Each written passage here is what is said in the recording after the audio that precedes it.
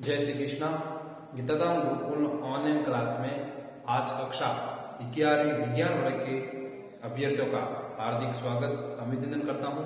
साथियों, corona guideline के अनुसार लगभग स्कूल पिछले 6 से 7 महीने लगभग बंद है और अभी आप नियमित अगर अखबार पढ़ते हैं तो पिछले 4-5 दिन से राज्य सरकार की प्रक्रिया चल रही है स्कूलों को खोलने को लेकर, जिसमें सबसे पहले चरण में कक्षा 10वीं और 12वीं बोर्ड की कक्षाओं को ओपन किया जाएगा और फिर इसके बाद नेक्स्ट चरण में 9वीं और 11वीं और फिर इसके बाद 6ठी, 7वीं, 8वीं। इस प्रकार सरकार अपने सुविधा अनुसार और हम लोगों की सुरक्षा अनुसार सरकार अपनी सुविधा हम लोगों की सुरक्षा अनुसार स्कूलों को रीओपन करने जा रही है। साथियों, हमारा गीताधाम का यूट्यूब चैनल पूरे इस क्षेत्र में सबसे शानदार तरीके से चल रहा है। जितने कंटेंट हम ऑनलाइन डाल रहे हैं, जितने भी अभ्यर्थियों के पास स्मार्टफोन की सुविधा है, वो इन कंटेंट को देख भी रहे हैं और इसके अनुसार अपने विषय वस्तु को तैयार भी कर रहे हैं। साथियों, आज मैं शुरू करने जा रहा हूँ कक्षा 11वीं विज्ञान वर्ग का लेकर, जिसमें नई गाइडलाइन के अनुसार इस कुछ सिलेबस कम भी किया गया है। जो हमारे टॉपिक है उसमें से कुछ गवर्नमेंट ने कम करते हुए हमें ये बताया कि आपको इस वर्ष जो हमारा 11वीं कक्षा का जो एग्जाम होगा, अप्रैल मई में जो एग्जाम होते हैं, उस समय जो सिलेबस रहेगा उसके अकॉर्डिंग मैं आपको पढ़ा रहा हूँ। आज हमारा है फर्स्ट लेसन जंतु जगत। ठीक है, जो विद्यार्थी कक्षा 10वीं परीक्षा देके 11वीं में विज्ञान वर्ग में आए हैं उनको बता देता हूँ, ये हमारी बुक है जिसको आपको प्रिपेयर करनी है और इस बुक के अनुसार ही आपको पढ़ना है। जब आप विद्यालय आ जाओगे उस समय और जो मैं आपको पढ़ा रहा हूँ वो भी, और आज मैं आपके बीच जो सिलेबस इस वर्ष रहेगा वो भी मैं व्हाट्सएप ग्रुप के माध्यम से शेयर कर दूंगा। साथियों, मैं ऑनलाइन क्लास में वही पढ़ाऊंगा जो हमारे सिलेबस का हिस्सा है। अब आप सब अभ्यर्थियों को यह तय करना है जो 10वीं के बाद 11वीं में प्रवेश ले रहे हैं और कुछ स्टूडेंट नए भी हमारे यहाँ डायरेक्ट जुड़े हैं, तो आप सबको ये तय करना है कि मुझे मेरे विज्ञान विषय को कैसे मजबूत करना है। कक्षा 10वीं तक का एक स्टैंडर्ड आपका पूर्ण हो गया है, अब आप 11वीं कक्षा के अंदर पहुंचे। तो इस 11वीं कक्षा के दौरान आप जिस उद्देश्य को लेकर, देखो, जीव विज्ञान के विद्यार्थी बने तो मान के चलो आपका लिए सबसे पहला रास्ता होता है कि आप एक विज्ञान के शिक्षक के रूप में काम करें। इससे भी बेस्ट होता है आप एक बड़े डॉक्टर के रूप में। ठीक है, डॉक्टर के साथ आप जैसे मेडिकल साइंस में जा सकते हैं, इसके साथ आप मेडिकल साइंस के छोटे छोटे टर्म जैसे फार्मेसी है, लैब टेक्नीशियन है, लैब असिस्टेंट है, जीएनएम नर्सिंग है, बीएससी नर्सिंग है। ठीक है, ये छोटे छोटे कोर्सेज के द्वारा आप अपने सपनों को कम समय में पूर्ण कर सकते हैं। तो इस दौरान आपको विभिन्न प्रकार की विषय वस्तु को भी पढ़ना है, प्रैक्टिकल वगैरह को भी ध्यान से देखना है और जो क्लासरूम में पढ़ाया गया है, चाहे ऑनलाइन क्लास हो, चाहे ऑफलाइन क्लास हो या अपने घर पर स्वाध्याय किया है, उन सब चीजों से संबंधित जो भी टॉपिक है उसके कंसेप्ट आपको क्लियर करने हैं, ताकि आप उन कंसेप्ट को क्लियर रखेंगे तो विषय वस्तु के बारे में आपको पूर्ण रूप से नॉलेज रहेगा। आज हमारा टॉपिक है जीव जगत। जीव जगत मतलब पृथ्वी पर जो भी जंतु, प्राणी, पेड़ पौधे वगैरह हम देखते हैं, इन सब के बारे में हमें इस अध्याय के अंदर सामान्य जानकारी के रूप में पढ़ना है। वैसे 10वीं तक के स्टैंडर्ड क्लास हम पढ़ते आए हैं। ठीक है, कक्षा 10वीं की विज्ञान की पुस्तक या 9वीं की पुस्तक देखें तो काफी अच्छी तरीके से शुरुआती चरण में बता दिया गया है कि जंतु जगत और वनस्पति जगत के बारे में क्या है, पेड़ पौधों के वैज्ञानिक नाम वगैरह हम 10वीं में पढ़ते हैं, जंतुओं के भी वैज्ञानिक नाम वगैरह हम पढ़ते हैं, इनको किस प्रकार बांटा गया है। ठीक है, तो यहाँ पर भी हमें इसी जानकारी को थोड़े अच्छे से और पढ़ना है। ठीक है, और इसको जब हम अच्छे से पढ़ेंगे तो इसके बाद के जो अध्याय आएंगे वो आपको एक शानदार तरीके से याद भी होंगे और समझ में भी आएंगे। तो देखते हैं इसके अंदर हमारे क्या है, मैंने बोर्ड के ऊपर लिखा भी है और मैं इसको जैसे जैसे आगे बढ़ूंगा आपको बताता भी जाऊंगा। तो देखो, जंतु जगत की बात करें तो जंतु जगत में लगभग लाखों करोड़ों की संख्या में जंतुओं की वैज्ञानिकों द्वारा खोज की गई है और विभिन्न प्रकार की वनस्पति की भी खोज की गई है। अब इस चैप्टर में जंतु जगत में वनस्पति और पेड़ पौधों को किस प्रकार नाम दिया जाता है, कौन कौन सी, जैसे द्विजगत पद्धति आपने 10वीं में सामान्य जानकारी पढ़ी है, कैरोलस लीनियस की। ठीक है, आरएसबी टेकर की पंच जगत प्रणाली। ठीक है, तो ये जो पद्धतियां आई है, ये पद्धतियां किस बेस पर, कि भाई किस मनुष्य है, ठीक है, या कोई कुत्ता है, या कोई पक्षी है, या कोई पेड़ है, उन्हें जो वैज्ञानिक नाम दिया गया है, उस वैज्ञानिक नाम देने के पीछे आधार क्या होता है। एक सामान्य सा एग्जाम्पल के तौर पर, हम हिंदू संस्कृति से बिलोंग करते हैं, ठीक है, हमारे घर में किसी हमारे भतीजे का या कोई भी रिलेटिव का जन्म होता है, तो हमारे घर के बड़े लोग क्या करते हैं, जो भी पंडित जी वगैरह है उनके पास जाकर के उस बच्चे की जन्म, उसका समय और कहाँ जन्म हुआ इसके बारे में उनको डाटा देता है। और फिर वो क्या करते हैं, अपने जो पंडित के कार्य विधि के दौरान जो टीपना वगैरह होता है उसके द्वारा उस बच्चे का नामकरण किया जाता है। और उस नामकरण में उस बच्चे के जिस समय उसका जन्म हुआ है उस समय कौन सा ग्रह नक्षत्र था, कौन सा मोहर, ये जो दुगड़े बोलते अपन मोहर था, ठीक है, तो इन सब के आधार पर एक नामकरण किया जाता है। और फिर एक सामान्य से व्यवहार में लाया जाता है कि इस बच्चे का जन्म सिंह राशि में होते स्वभाव में तेज होगा या धीरे होगा, इस प्रकार। तो ये भी वैज्ञानिकों ने भी इसी आधार पर, हाँ वो एक अलग परिपाटी हो गई, हाँ वैज्ञानिकों का जो तरीका है वो उस विषय वस्तु को एक आधार पर, एक ठोस वस्तु स्थिति के अनुसार वर्गीकरण देता है। तो इसके अंदर भी हम ये पढ़ेंगे। तो देखो, प्रत्येक पौधा, जंतु अथवा जीव, देखो प्रत्येक पौधा, पौधे के अंदर छोटा पौधा, पेड़ पौधे सभी, जंतु अथवा जीव, जंतुओं के अंदर जैसे गाय, भैंस, बकरी वगैरह, मनुष्य, कुत्ते वगैरह, ये जंतु, जीव, छोटे सूक्ष्म जीव वगैरह, ठीक है, किसी एक जाति का प्रतीक, ठीक है, भाई चाहे पौधा है, पीपल का पेड़ ले लिया तो पीपल एक ही जाति के बारे में बताता है, जंतु मनुष्य ले लिया, कुत्ता ले लिया, कोई भी ले लिया, जीव छोटा जैसे अमीबा, एक कोशी के जीव है, ठीक है, तो ये किसी न किसी एक जाति के का स्पीसीज है, प्रतीक है, मतलब उस जाति के बारे में बताते हैं, ठीक है।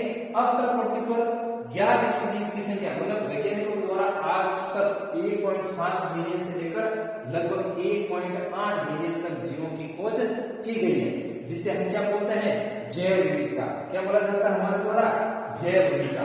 मतलब प्रकृति में लगभग 1.8, मतलब देख लो करोड़ों, 1 करोड़ से भी बात, मतलब 1.8 मिलियन तक जीवों की खोज की गई है, जिन्हें उनकी कार्य की संरचना, भौगोलिक संरचना, उनकी व्यवहारिक कार्य पद्धति के आधार पर अलग अलग जातियों में बांटा गया है। फिर देखो, प्रत्येक जीव का एक मानक नाम होता है, मैंने अभी बताया ना, जैसे कि हमारा नाम है तो इसी प्रकार वैज्ञानिकों द्वारा भी प्रत्येक जीव एक मानक क्यों दिया गया, कि मतलब उसके अंदर कुछ विशेषताओं के आधार पर उसको वो नाम दिया गया है। जैसे कि मैं कहूंगा कुत्ता, ठीक है, तो आपने जैसे कुत्ता शब्द सुना था, आपके दिमाग में, मस्तिष्क में कुत्ते की जो कार्य की संरचना है वो हमारे दिमाग में आ गई कि इस प्रकार का जंतु है। मैंने गाय बोला तो गाय की जो शारीरिक संरचना है वो हमारे दिमाग में आ गई, ठीक है। अब मैंने मान लो किसी का नाम बोला तो उस व्यक्ति को अगर आप जानते हो उस नाम के संबंधित व्यक्तियों को, तो आपके दिमाग में व्यक्तियों का नाम की उनकी संरचना आ जाएगी। तो ये मानक नाम है, ठीक है, जिससे वह उसी नाम से सारे विश्व में जाना जाता है। इस प्रक्रिया को नाम पद्धति कहते हैं। क्या कहते हैं, नाम पद्धति, ठीक है। एग्जाम में पूछा जा सकता है भाई 1 नंबर के क्वेश्चन में नाम पद्धति क्या है, तो इसकी परिभाषा कहें या इसकी डिस्क्रिप्शन कहें तो क्या लिखेंगे, प्रत्येक जीव का एक मानक नाम होता है जिससे वह उसी नाम से सारे विश्व में जाना जाता है। इस प्रक्रिया को नाम पद्धति कहते हैं। क्या कहते हैं, नाम पद्धति, ठीक है। अब वैज्ञानिकों के द्वारा पौधों के अध्ययन के लिए, तो पौधों के लिए वैज्ञानिक नाम का आधार कौन सी बुक है, जिसके आधार पर ICBM, ठीक है, एक ऐसा मतलब बुक नहीं कह सकते इसको, ठीक है, एक इस प्रकार का सिस्टम सेट किया गया जिसमें सभी प्रकार के पौधों के वैज्ञानिक नामों रखे गए। और किसके अंदर, आपके international code of botanical nomenclature ICBM। आपको एग्जाम में इसकी फुल फॉर्म पूछी जा सकती है, ICBM क्या है, तो आपको बताना है ICBM के अंदर क्या है कि जो पौधों के नामकरण की जो प्रक्रिया है, जो व्यवस्था है, उसको रखा गया है international code of botanical nomenclature, ठीक है, international code of botanical nomenclature, ठीक है, इस ICBM का नाम है, जिसके अंदर पौधों के नाम से संबंधित व्याख्या का वर्णन किया गया है, ठीक है। तो किस प्रकार पौधों की व्याख्या का वर्णन होता है वो इसके अंदर बताया गया है। आगे देखते हैं,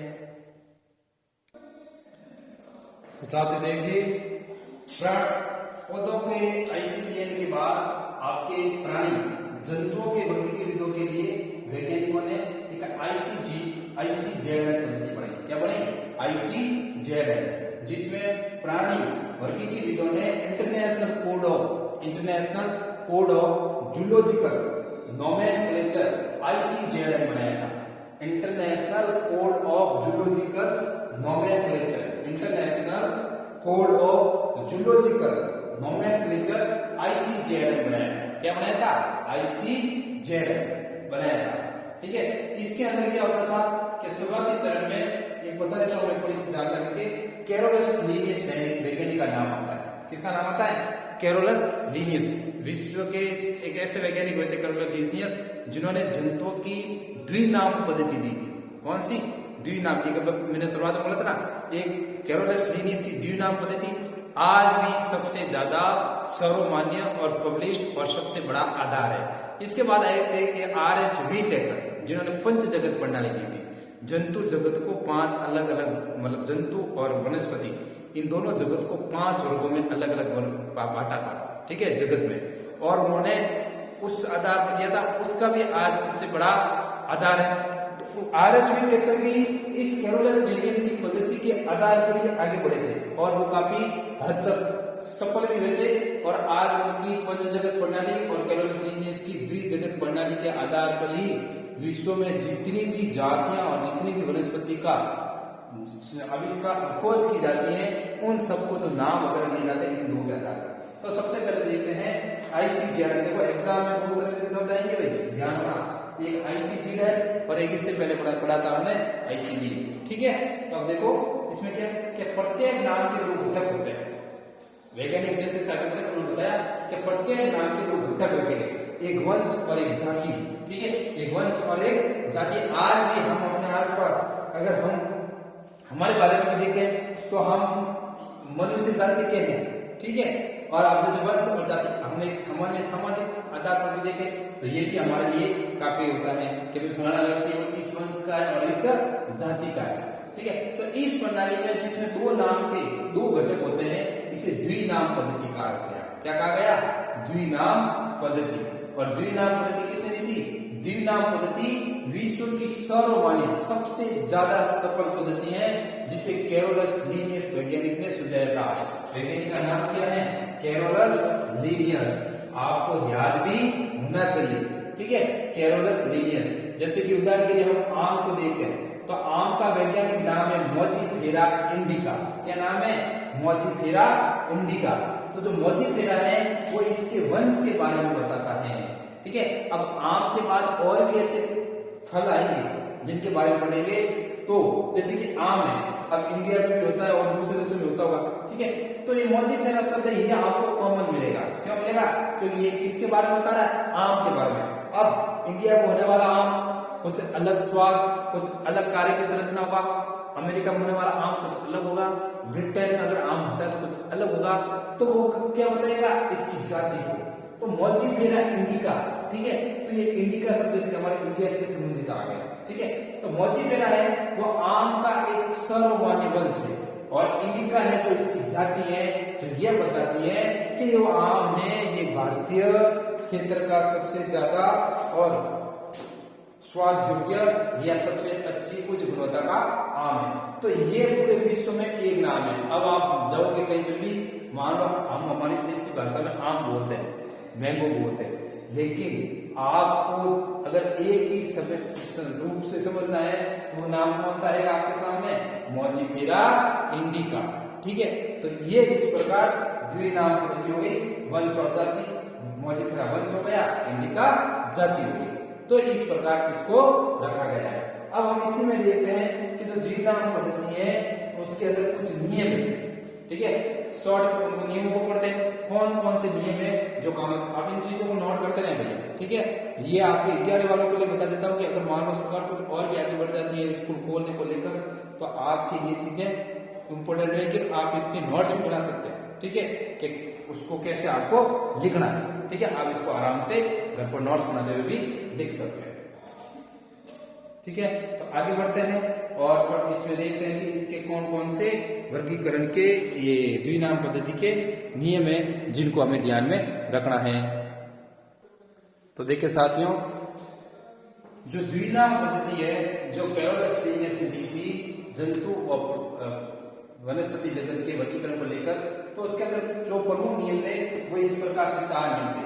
तो कैरोलस लीनियस ने जो नाम दिए उसके अनुसार क्या थे कि जो जैविक नाम लिखते हैं तो जैविक नाम प्राय लैटिन भाषा में होते हैं। कौन सी भाषा में? लैटिन। पूरे विश्व में एक ही भाषा लैटिन भाषा को मान्यता दी गई और यह अंग्रेजी में तिरछे अक्षरों में लिखा जाता है। जब हम लैटिन शब्दों को लिखेंगे तब इनको ऐसे जिसके बोलते इटैलिक।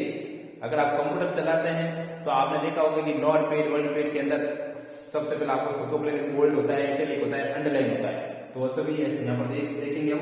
तो जो लैटिन शब्द हैं जो जैविक नाम है वो लैटिन भाषा में होंगे और वो अंग्रेजी के अंदर जब लिखते हैं तो तिरछे अक्षरों में लिखा जाना चाहिए।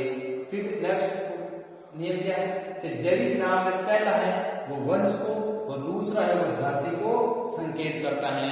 जैसे मोजिफेरा इंडिका है तो मोजिफेरा जो है वो आम के वंश को बताता है, इंडिका है वो आम की जाति को बता रहा है। फिर देखो जैविक नाम के दोनों शब्दों को अलग अलग, मोजिफेरा इंडिका, तो मोजिफेरा और इंडिका को अलग अलग लिखा आपने, तो जैविक नाम के दोनों शब्दों को अलग अलग तिरछे व रेखांकित में लिखा जाता है। जो नाम आप वैज्ञानिक नाम जो लिख रहे हो, जो जैविक नाम लिख रहे हो किसी भी वनस्पतिक पौधे का या किसी जीव जंतु का, तब आपको क्या ध्यान रखना है कि वंश और जाति दोनों को अलग अलग बीच में जगह होनी चाहिए, उनको तिरछा और अंडरलाइन करते हुए लिखा जाता है। और फिर देखो कि पहला अक्षर जो वंश को बताता है वो बड़े अक्षरों में, ठीक है, मोजिफेरा में जो एम है वो बड़े अक्षरों में, और दूसरा जो जाति है इसका शब्द है उसे छोटे अक्षरों में लिखा जाएगा या लिखा जाना चाहिए। तो इन 4 बातों को आपको ध्यान रखना है। आपको एग्जाम पूछा भी जा सकता है कि कैरोलस लीनियस की द्विनाम पद्धति के प्रमुख नियमों की विवेचना कीजिए, प्रमुख नियमों की विस्तृत व्याख्या कीजिए या प्रमुख नियमों पर प्रकाश डालिए। तो आपको सभी इन 4 पॉइंटों को अच्छे से लिखना है कि कौन कौन से पॉइंट हैं जो इसके बारे में हमें बताते हैं और जिसके द्वारा हम किसी भी जंतु या वनस्पति के वैज्ञानिक नाम को आराम से लिख सकते हैं। फिर देखते हैं आगे कि और क्या बताया था।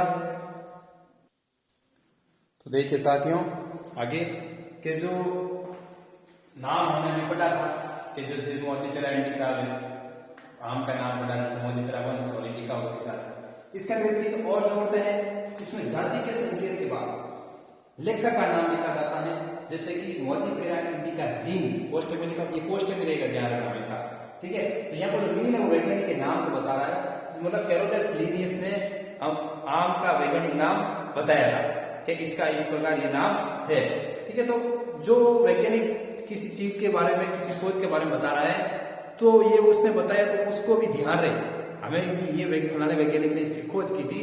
तो जब हम किसी भी जंतु या प्राणी का नाम लिखेंगे जो उसका वैज्ञानिक नाम है वंश और जाति के साथ, तो उसके आगे कोष्टक के अंदर हम शॉर्ट में, जैसे कैरोलस लीनियस का खाली लीन लिखा गया है, तो जैसे लीन, तो हमें समझ आ जाएगा कि जो वैज्ञानिक कैरोलस लीनियस हुए थे उन्होंने इस नाम के बारे में बताया। फिर आपके नेक्स्ट टॉपिक में आएगा जीवों का वर्गीकरण। जीवों के वर्गीकरण के अंदर हम देखेंगे, तो मैं आपको बता देता हूँ कि वर्गीकरण है क्या। तो इस वर्गीकरण में है मुख्यतः कि जो भी हम अगले अध्याय में जब भी पढ़ेंगे तो उसमें अलग अलग जीवों के बारे में हम देखेंगे। तो वह हमें जीवों के वर्गीकरण के बारे में पता होना बहुत जरूरी है कि उसको किस प्रकार वर्गीकृत किया गया है। एक बार मैं आपको शॉर्ट रूप में बता दूं कि जीवों के वर्गीकरण के अंदर हम क्या क्या पढ़ेंगे। जैसे कि सबसे पहले है उसकी स्पीसीज। स्पीसीज इसलिए लिख रहा हूं क्योंकि आपको ज्यादातर ये शब्द देखने को मिलेगा, जिसे हम क्या बोलते हैं, जाति, ठीक है। फिर इस वर्गीकरण में हम क्या देखते हैं, वंश, ठीक है, किसी भी जीव का वंश है जिसे बोलते जीनस, क्या बोला जाता है, जीनस, ठीक है। और फिर इसके बारे में इसका कुल, कौन से कुल, मतलब फ्रीडम बोलते हैं, ठीक है, कौन से कुल का वो है। फिर इसके बाद में हम देखेंगे इसके गण, जिसे बोला जाता है ऑर्डर, क्या बोला जाता है, ऑर्डर, ठीक है। और फिर इसके बाद हम देखेंगे इसी के अंदर आपके वर्ग, गण के बाद क्या लिखेंगे? वर्ग, जिसे बोला जाता है क्लास। ठीक है, और इस क्लास के बाद इसका संघ, जिसे हम बोलते हैं फाइलम। क्या बोलते हैं? फाइलम। और इसके बाद इसका जगत, किंगडम। क्या लिखेंगे हम? जगत, जिसे बोलते हैं किंगडम। किंगडम। ठीक है, तो ये हमारे इस जंतु जगत का आधार है, जिसमें जीवों को वर्गीकरण करने के लिए एक व्यवस्था रखी गई है। उस व्यवस्था के अनुसार ही हमें इसको देखना होता है। मैंने ऊपर से लिखा है, लेकिन जब हम इसको पढ़ेंगे तो ये ऊपर से नीचे मतलब जगत से जाएगा। अब जगत मतलब जंतु जगत और वनस्पति जगत। तो जैसे जगत किंगडम की बात आएगी, हम पौधों के बारे में पढ़ रहे हैं तो वनस्पति जगत के बारे में लिखेंगे। अगर हम किसी जंतु के बारे में पढ़े तो वहां पर जंतु के बारे में। तो मतलब आपको इस तरह से इसको ध्यान में रखना है, इस तरह से इसकी व्याख्या को पढ़ना है, इसको समझना है। और जब हम इसका स्ट्रक्चर लिखते हैं, वर्गीकरण, आपको एग्जाम आएगा होता है क्या? आम का छोटे क्वेश्चन आते हैं कि जैसे कि आम का जंतु, आम का वर्गीकरण लिखिए। ठीक है, तो उस समय आपको जाति के अंदर आपने क्या लिख दिया? इंडिका। वंश के अंदर लिख दिया आपने, अभी मैंने बताया था आपको। ठीक है, मोजिफेरा।